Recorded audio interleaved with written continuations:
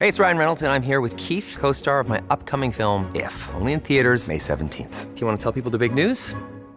All right, I'll do it. Sign up now and you'll get unlimited for $15 a month and 6 months of Paramount Plus Essential Plan on us. MintMobile.com/switch. Upfront payment of $45 equivalent to $15 per month. Unlimited over 40 gigabytes per month. Face lower speeds. Videos at 480p. Active Mint customers by 531.24 get 6 months of Paramount Plus Essential Plan. Auto renews after 6 months. Offer ends May 31st, 2024. Separate Paramount Plus registration required. Terms and conditions apply if rated PG.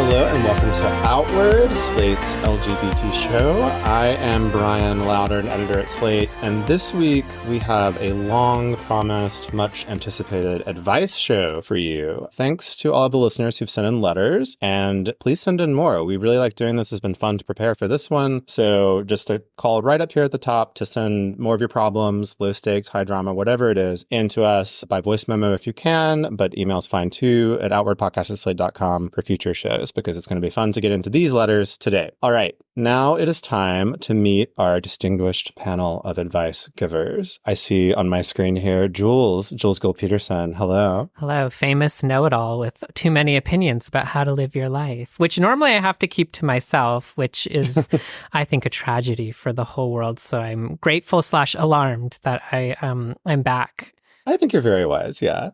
Someone new to the show that we're so excited to have joining, Mathew Rodriguez. If you have been reading queer journalism for many years now, you'll probably know Mathew's byline. He's an award-winning writer living in Brooklyn. He's a former senior editor at The Atlantic, Them and the Body, which is a great HIV/AIDS news website. His work has been featured in The Nation, The Village Voice, HuffPost, BuzzFeed, The Daily Beast, Out, Mike, Into, everywhere. His work has also been featured in the anthologies A Great Gay Book and Modern Loss, and he is currently working on a memoir, which I'm very excited about, called Tough Guy, which is forthcoming from Abrams. Mathew, welcome to the show. Hi, I'm so excited to be here. The last time I was on a kind of audio podcast thing, I got an angry email saying that my voice goes up at the end when I speak, and the person was very angry. So I hope I've worked on it. Wow. Oh, also, what? I have so many problems with that person's criticism. I do too. I posted about it on Twitter and people were, defending me and as they should be. But, I'm hoping that I'm not going to get an angry email for the way I speak. I mean, use your voice, honey, any way you want it. As someone who grew up on the West Coast in the 1990s, I will not have my culture attacked. And I think you're welcome to upspeak however you want.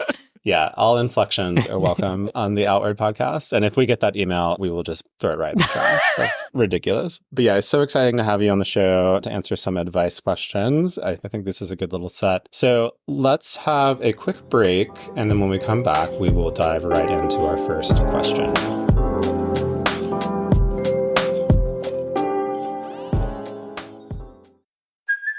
Hey, it's Kaylee Cuoco for Priceline. Ready to go to your happy place for a happy price? Well, why didn't you say so? Just download the Priceline app right now and save up to 60% on hotels. So whether it's Cousin Kevin's Kazoo Concert in Kansas City, go Kevin, or Becky's Bachelorette Bash in Bermuda, you never have to miss a trip ever again. So download the Priceline app today. Your savings are waiting. Go to your happy place for a happy price. Go to your happy price, Priceline.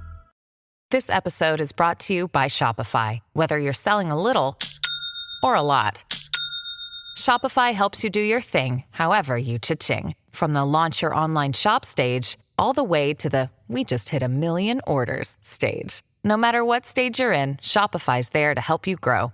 Sign up for a $1 per month trial period at shopify.com/special offer, all lowercase. That's shopify.com/special offer. Look, Bumble knows you're exhausted by dating. All the must not take yourself too seriously and 6'1" since that matters. And what do I even say other than hey? Well, that's why they're introducing an all-new Bumble with exciting features to make compatibility easier, starting the chat better, and dating safer. They've changed, so you don't have to. Download the new Bumble now. All right, we are back. Our first question.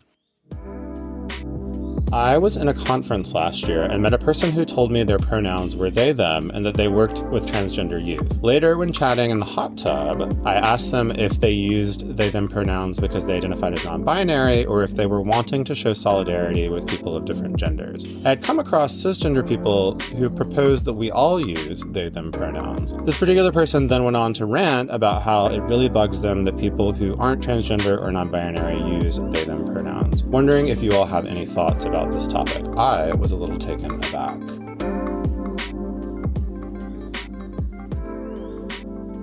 What thoughts do we have for hot tub thoughts? I'm like, hot tub thoughts? Did you just work on something to attempt to get me to go on a rant on this show? Because this would be like cooked up in a lab. I have a lot of thoughts. But like, I mean, we are living in the era of they, them, a very historically novel era. Who knows where it will go in the future? But it certainly does get contentious. I mean, first of all, I'm like, wow, y'all are having some really real conversations in a hot tub. That is like, right. First of all, I just want to applaud. Part of what's interesting to me here is like the ostensible disagreement is over using they, them pronouns as if who should and shouldn't use them, properly speaking, has to do with identity or has to do with the speaker. Like only the correct kind of speaker can use them. And, it's like that's a very 21st century, very gender identity way to think about our relationship to language. And so, my perspective on that's like famously a little different. I don't think that's how language operates. I don't think we have in ourselves that actually work that way, which I think is the good news. But it also seems like, the rant from this other hot tub person seems to be that there are correct kinds of people to use pronouns and there are incorrect kind of people to use pronouns. That, that doesn't seem like a particularly wonderful way to think about language. But, I think like my general like point of view on pronouns and language talk is that it's like a pretty bougie dilemma in the first place. And it's like, honestly, like I mean this sincerely as a scholar, not just as a transsexual woman. It's like it's a very college educated, very like kind of waspy dilemma in the first place. Not meaning that only people who are wasps talk like this, but it's just like these are the kinds of preoccupations we have when we're not wanting to pay attention to other, say, trans political issues that might be super important. So like I gather hot tub thoughts is kind of like sorting through that as well, feeling like, wow, this person got really upset over this. They were a little taken aback by it. And yeah, I think I agree. It's like showing solidarity by using they, them pronouns. Oh, no. That is not what political solidarity is. And no one's asking you to do that. Also, it's not helpful. And if anything, it might be the exact opposite. It might conceal like real political differences. And, I'll just say as a woman who wrote a book about it, I'm very against like universal they, them, anything. I think that that's often consciously or not, it's almost always part of a gambit to get rid of trans women from like whatever the worldview is. It's almost always a rejection of poor Black and brown girls. Like the ones who has too much gender, it's always poor women. It's always sex workers. It's always trans women. So it's like totally with you, hot tub thoughts. I think like, it's just like a very sign of the times that like that's the kind of conversation that would come up in the first place. But feels like in a hot tub, maybe all you got to do is like pour another drink and change the subject. But out there in the world, maybe there are other channels for us to turn on to. I don't know. What do you two think? Well, when I was reading this question or when I had heard the question, I was thinking about, I guess, the impetus for the person to share with the stranger in a hot tub, their feeling about universal they, them pronouns. And that for me was an exercise in empathy, like trying to just understand where this was coming from. And the closest I could get was thinking about how with language, especially with language from like minority groups and from queer people, like sometimes there's this feeling of slippage where, it's supposed to mean this one specific thing and then it gets diluted as it goes on. And I was even thinking about like my own relationship to the word queer and how, a long time ago, queer felt very political and its use was to denote, a political lean of some sort. And now it's like, this Chipotle is queer. And it's a very different... Yes, they are. Yeah, they are queer. All the theys in this Chipotle are queer. Nightmare porno. And so I was actually having a talk with a couple of queer and trans friends about this recently. And we were just saying that in a lot of ways, it's now wrapped around to where gay feels more political than queer and even more charged than queer. And so this was kind of, to me, how I could relate to it and think about how these terms that even like a pronoun like they, them denotes an identity that is outside the binary, yes, but then now sometimes they get used in ways that don't feel as radical. They instead get used to actually, as you were talking about, Jules, like delegitimize or further push certain identities out of the sphere of conversation. So that's where, I don't know the other person sitting opposite Hot Tub Thoughts, but that's where I kind of came from. I saw at least concern for this kind of slippage, but at the same time, that person's concern does not also have to be Hot Tub Thoughts' concern. Yeah.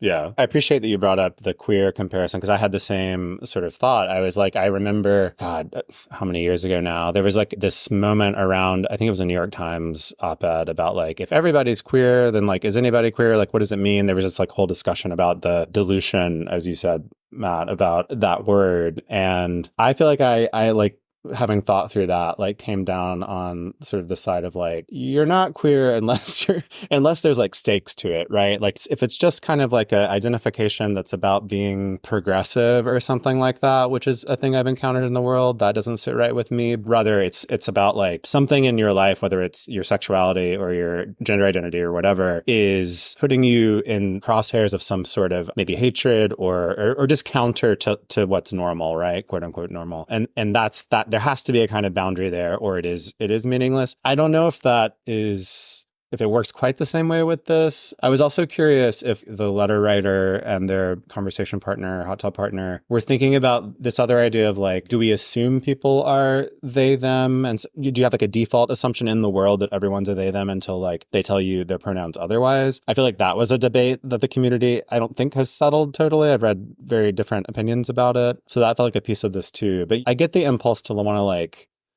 draw lines around these things because they do kind of lose their impact if you don't. I don't know. Well, so like for instance, to put myself on the line, like I use he they pronouns, and also I also understand that that gets an eye roll from a lot of people in general. I feel like he theys get a lot of eye rolls, but I feel like, for instance, I do it because I understand that I probably, to the average person, look like a he, but I also understand that I'm trying to at least draw attention in using it to the fact that gender is both real and fake at the same time, and that I am comfortable with either, because I find that my gender is made up of probably traditionally masculine things and traditionally feminine things, and I inhabit both and try to move between both. But to the average person walking down the street, if they had to assign me a gender, I don't know why we're asking them to do that. But if they did, this, and even right now when I'm speaking and I'm speaking of this imaginary person assigning me a gender, I'm using the singular they to talk about it,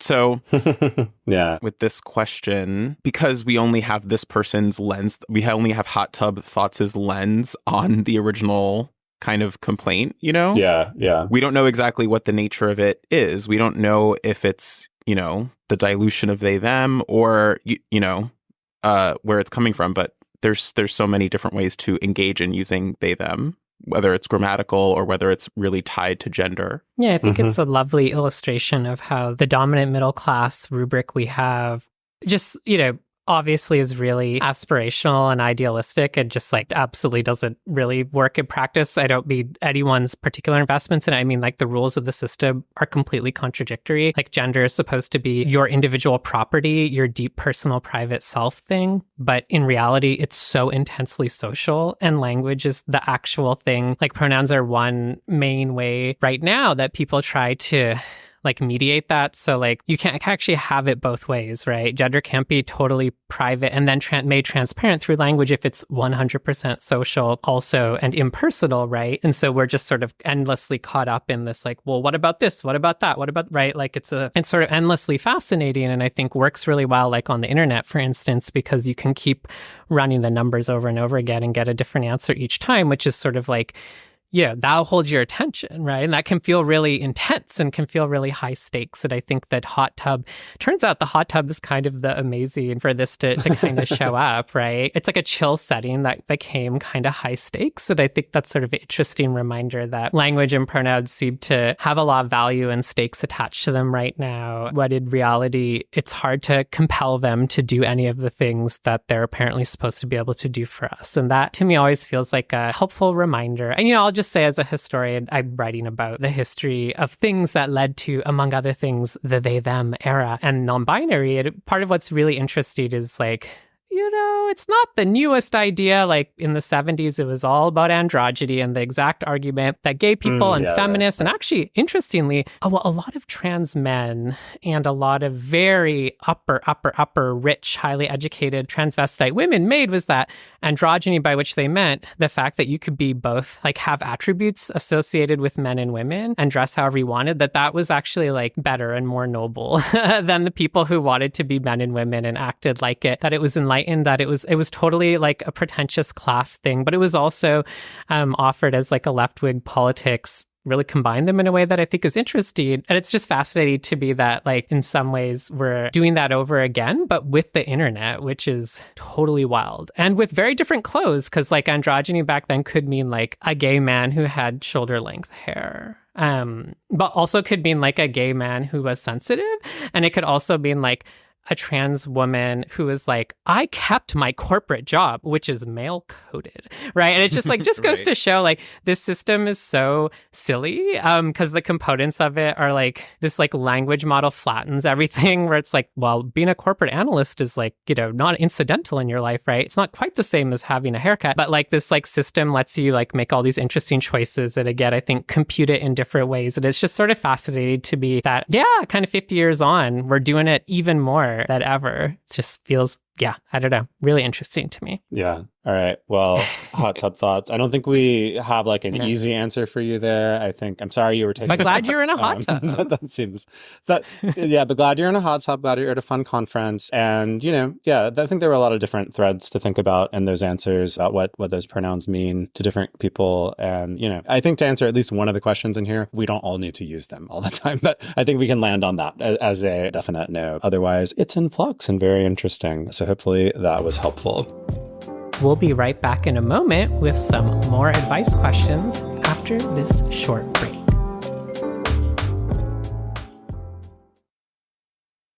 This episode is brought to you by La Quinta by Wyndham. Your work can take you all over the place, like Texas. You've never been, but it's going to be great because you're staying at La Quinta by Wyndham. Their free Bright Side breakfast will give you energy for the day ahead. And after, you can unwind using their free high-speed Wi-Fi. Tonight, La Quinta. Tomorrow, you shine. Book your stay today at lq.com. Families have a lot going on. Let Ollie help manage the mental load with new cognitive help supplements for everyone 4 and up, like delicious Lolly Focus Pops or Lolly Mellow Pops for kids. And for parents, try 3 new Brainy Chews to help you focus, chill out, or get energized. Find these cognitive health buddies for the whole fam at ollie.com. That's OLLY.com. These statements have not been evaluated by the Food and Drug Administration. This product is not intended to diagnose, treat, cure, or prevent any disease.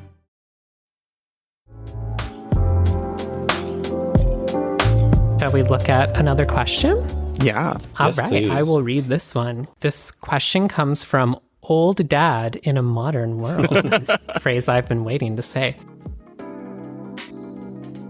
I am the Gen X child, 46 and male, of Midwestern parents. I was born and raised in a politically liberal part of Texas. That said, manners matter even in my area of Texas. I was raised to always say things like yes, please, and no, thank you, and use terms like sir and ma'am. Fast forward. I have 2 kids, a neurodivergent son who's about to turn 10 and a daughter who is 8. I'm proud to say that they both are regularly complimented by other parents, teachers, camp counselors, etc. with regard to their manners. They've been taught the same things. I and my wife, who's a 6th generation Texan, was also taught. That said, I'm concerned about offending a non-binary individual when my son or daughter might use a title like Mr. or Ms. or Sir or Ma'am. I personally still use Sir or Ma'am all the time, even when talking to my own kids, but I also also don't want to offend someone by using only cisgender terms. I hadn't thought of this before, and nobody has ever seemed offended by my manners or those of my kids, but I don't want to teach my kids something that might offend in today's modern world. It is very important to me that they continue to have good manners and are respectful and polite, as I think that is something the world could use more of. But I want to do it in a way that is respectful of new norms and gender definition. My son's being autistic makes this even more concerning to me, as he will be very upset and confused if he offends someone when trying to, quote, do the right thing, end quote, in his mind and be polite. Can you help me here? And that's from Old Dad in Modern World. So what do you think? I love Old Dad's concern. It's so thoughtful. Old Dad energy. I love Old Dad. I appreciated that part of it. I was also raised to be very polite, so I felt a lot of felt very connected to this concern. Yeah. But I think ultimately what I was thinking about when I read this question was that this is a concern about what I would call like a cultural script, like, you know, or just a custom. And when you walk into the room, you say, hello, sir, hello, ma'am, thank you, sir. Like, these are these scripts that we are taught. But the issue to me is that scripts always are in need of updating. Those customs and scripts go through a natural updating process. And really, to me, the core of the issue here is that I'm seeing that really Old Dad is just saying, like, this script that I have, I don't really know how to rewrite it, or can you help me rewrite it for a 2024 sensibility? I think also in addressing that, we have to look back and be like, well, what is this script for? Because it's not only just manners. Like, when we talk about being polite, and the reason my mother raised me, it's because we want people to know that we come from a good family. It's all about, like, you know, reflecting on the family and saying your mother raised you this way. And, oh, I know that this Rodriguez kid, that his mom is nice and stuff like that. So it does go back to that family concern. Right. But at the same time, you know, if you still want as many parents do, want their child to have manners and talk that way, why not amend the script to say, you know, you should still say please and thank you either without a gendered moniker, or if you feel so compelled that you have to use a gendered moniker, can you maybe ask the person what they prefer before doing it? Like, hi, my name is Billy. How would you like to be addressed? Or something like that. You can either add to the script or take out the gendered moniker, but it's just about adjusting this like script that we're handed and not feeling like we have to uncritically hand it to the next generation, you know? Yeah.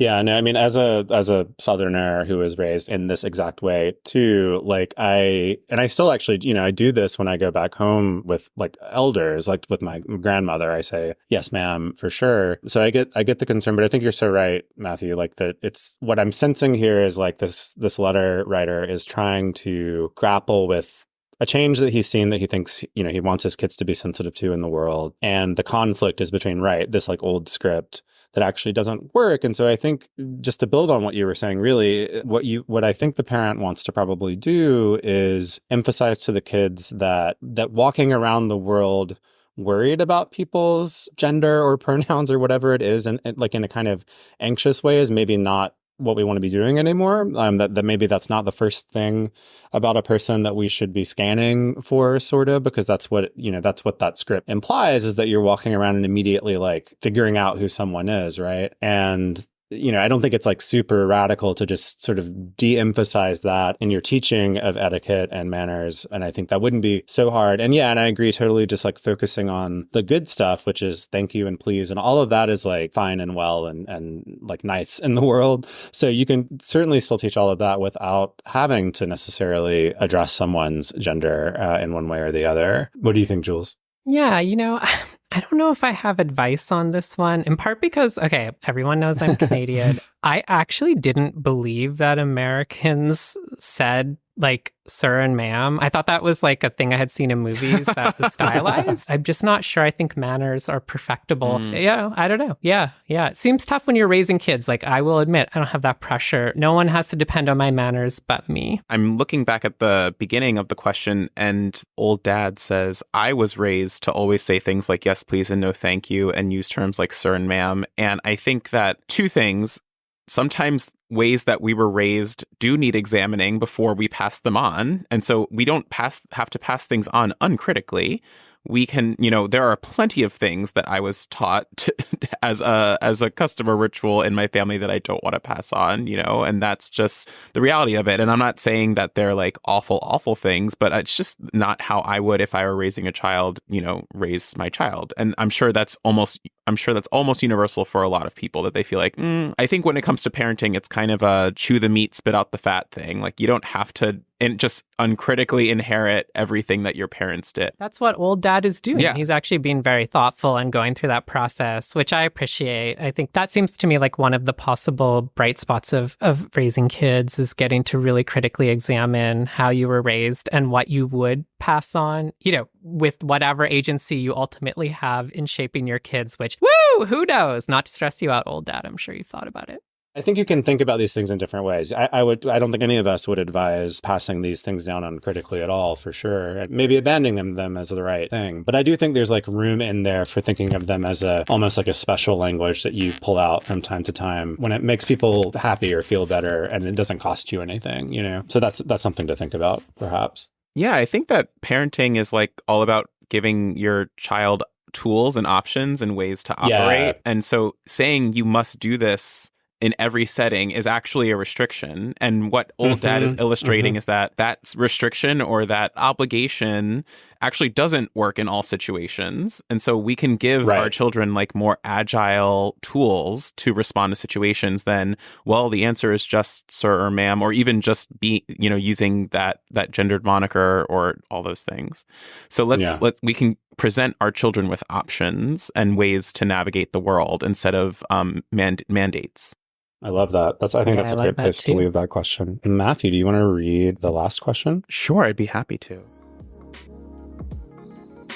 Hi, y'all. I am a 26-year-old recently out trans femme. My brother is engaged and getting married this coming June, on Pride weekend no less, homophobic, but I'm breathing through it. He's been very accommodating about my newly realized identity, labeling me his quote-unquote best person, a bit white bread, but whatever, and didn't bat an eye when I asked to wear a dress when standing up with his groomsmen. But here's the rub. He and his fiancée have a color theme based on gender. The girls on her side are all wearing pink dresses, the boys on his side all wearing green suits. They are in complete deadlock over what to do with me. My brother wants me in a green dress on his side. His fiancée wants me in a pink dress on her side. This has been going on for months to no avail. So I'm considering offering to just suck it up and wear a green suit for the night to make things easy.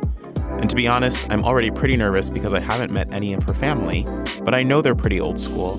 I haven't even seen any of my extended family since coming out. Maybe it would just be easier to say, forget it, since it's one day and it isn't about me. But at the same time, should I really let the straights win on Pride weekend? I know there will be endless photos memorializing the day, and I don't really want me in a suit remembered forever, but I also don't want to put myself in a bad situation or put undue stress on my brother and his fiancée. I really can't decide. What should I do? Sorry for the rambling email. Lots of love. Dressed to de-stress. Aw, I love Dress to De-Stress. I love Dress to De-Stress. First of all, Dress to De-Stress, congratulations on being so popular that people are literally fighting over what you're going to wear to the wedding. You are already upstaging everyone, and I support that. Yeah, I think you've made it about now. I need this docuseries about Dress to De-Stress. I know, right? The rise of athleisure. No, I mean, I really appreciate this because I don't want to like take someone's advice question as a chance to pontificate. Just kidding. What have I been doing this whole episode? But I really appreciate what you're saying, Dress to De-Stress, because you're getting at something that I think is a little bit taboo in our era of transgender inclusion. And I actually think it's great that we're talking about, one, a wedding, so like not real life. Two, it's on Pride weekend, very interesting. And three, that you actually like are seeing it through that lens of basically like the stakes of being out. And look, for trans femininity, like the time period when you're coming out is gonna be volatile. It can often be, for some people, the most difficult, chaotic, destabilizing, and even dangerous time in their life. So like, I am a huge fan of like making practical choices instead of idealistic choices. And I just wanted to say that I think I'm reading in between the lines, but it seems to me that part of what you're rubbing up against is this presumption, this like actually very much originally a gay liberation presumption that being out is good, that being out sets you free, that I think has always, to my mind, transposed very poorly to some groups of trans people, mostly kids and women. I'm like, oh, you know, being out and being yourself, yeah, it could be the most dangerous thing you're choosing to do every day. Or like, not that you always get to choose, but like, it's not a good in and of itself. And one thing I really begrudge about the kind of shallowness of the trans inclusion era we live in is how much work is demanded from the person who is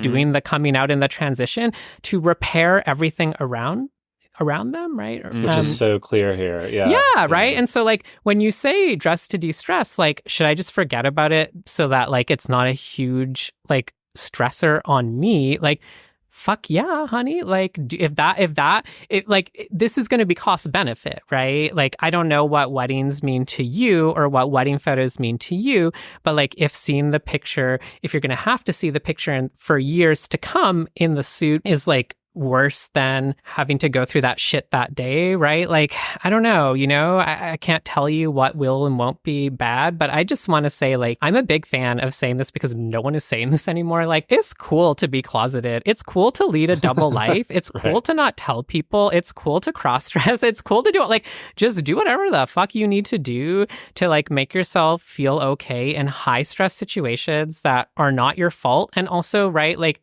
part of trans misogyny is that it's like it takes shape for impersonal reasons, right? Like people having weddings is not technically about you, but people will take your passive presence, right, as an invitation to harass you or whatever, just because like that's how trans misogyny works. And if like making a decision that like is a tough pill to swallow, nevertheless makes that day go by easier, needing to do less like repair work afterwards for yourself, right? Basically, if like it means you don't have to have as many cocktails at the reception, or you don't need as many therapy sessions after, or also I don't want this to like stress you about wearing dresses in the future. Like whatever you got to do for that day, I think that's a great choice to make. So I just wanted to make sure I said that because I also think that's something that I wish was being said and broadcast more widely in the world right now, especially to trans girls and especially to trans kids. That is not your job to be out, and it's not your job to be proud, and it is not your job to make sure every social situation you're in works smoothly or to like fix problems in your family. You can literally not tell people and lie to them if that makes you feel better, and I support you. Yeah. Yeah. No, actually, Jules, I think I'm on your side. When I was reading this, I was thinking about there's a lot of like sort of landmines like in this description of what's happening.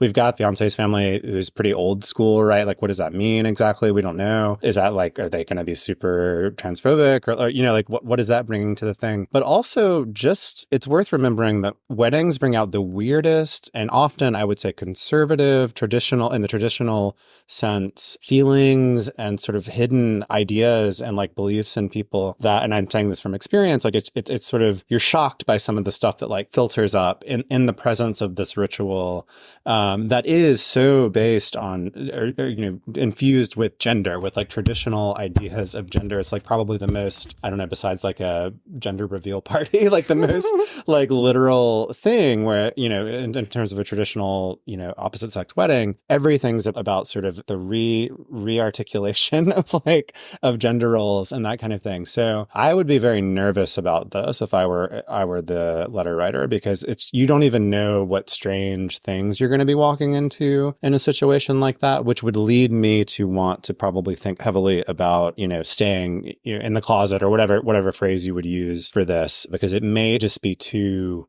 not even just stressful, but like kind of frightening or like traumatizing to like run into some of this stuff, because you don't know what's going to be there. I had a similar desire to like protect this person a little bit if that's what they want. Yeah, you know, this question reminded me of, you know, that book by Sarah Schulman, The Ties That Bind, which is all about how our first instances of homophobia or transphobia or queerphobia are always in the family. And it, you know, this is also the idea that continues well into our adulthood. It's not only in our childhood where queer people are told that we're failing at gender or anything like that. That continues throughout our lives. It's like one of those things where whatever this person chooses, I think my advice, and you can tell me if this is in line or out of line with what you were saying, but I feel like my advice would be to do the most selfish thing that they want to do to survive that day. Yeah. Like, I actually think that this is a moment where they need to give themselves permission to be selfish. You know, because no one else is having trouble with that in this whole family. Well, I mean,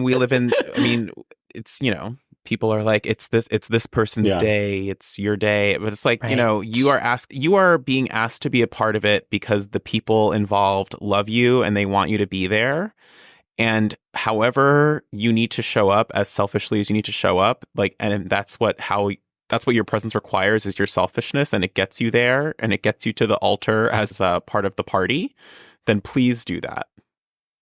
Or also feel free to not be in the wedding party. I don't know if that ever feels like an option, but like, or to not go. You know, I'm a big fan of like, it took me so many years of therapy to realize I could just not go into, I could be Kim Cattrall and not ever be in a situation, you know, and like, you know, maybe that doesn't feel possible, but you know, whoever knows. I mean, I want to say, like, all I can infer is from the parenthetical in the written form of this question, the wit and the little annotations and commentary that dress to de-stress, like, yeah, you got a good read on things. So, you know, if you're already kind of feeling do I really need to go down in history as a #best person? Like, you know I wouldn't, but like, you know, that's like, I just think exactly what you said is so right, Matt. It's just like, make some selfish choices, because what are weddings if not carte blanche to people to behave selfishly? It's just usually only the people getting married, or like some, you know,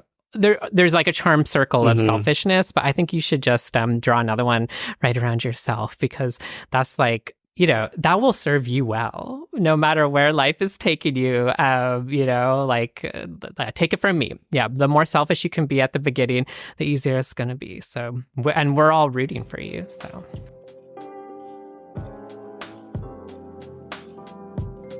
Well, I think that's just about it for this round of advice. But, you know, listeners, we'll be back with more advice in the future. So keep it coming our way. Speaking of, you can keep it coming specifically to outwardpodcast@slate.com. You can also send us more broadly feedback and topic ideas to that email address, or drop us a line over on the Facebook or the X at Slate Outward. Just a reminder, if you want to join Slate Plus, you'll get ad-free podcasts, extra segments on shows like Working, and you'll never hit a paywall on the Slate site. To find out more about that, you can go to slate.com/outwardplus. As always, our show was produced by the wonderful Palace Shaw, who always de-stresses us. Wait, distresses? De-stresses. De-stresses. If you like Outward, please subscribe in your podcast app. Tell your friends about it, and rate and review the show so others can find it. Matt, thank you so much for joining us today. Thank you so much for having me. Both you two, stay gay.